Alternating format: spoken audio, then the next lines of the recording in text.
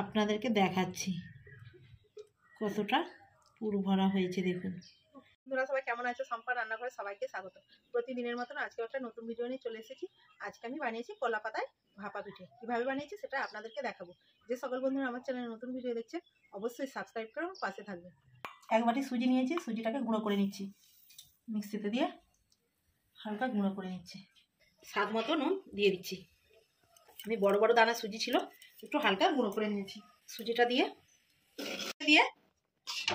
অনবরত নেড়ে যেতে হবে এই গরম জলটার সঙ্গে। বন্ধুরা, নেড়ে নেড়ে আমি ডোটাকে একদম শুকনো করে নিয়েছি। এবার নামিয়ে নিচ্ছি, একটা থালার মধ্যে নামিয়ে নিয়েছি। এবার ঠান্ডা হলে ভালো করে মেখে নেব।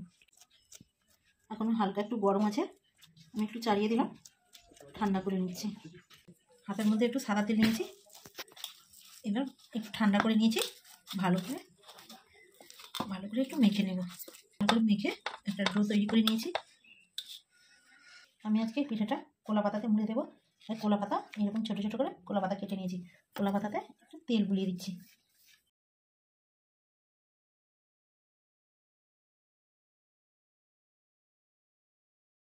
ওটা ভালো করে ফুটিয়ে গরম করে নিয়েছি। একটা ফুটো করা থালা নিয়েছি, দিয়ে দিচ্ছি।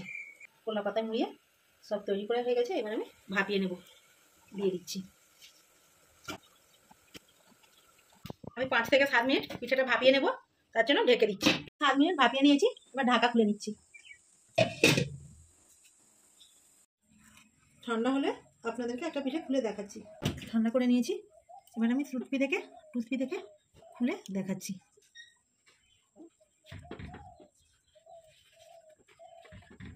দেখুন বন্ধুরা, কতটা সুন্দর হয়েছে।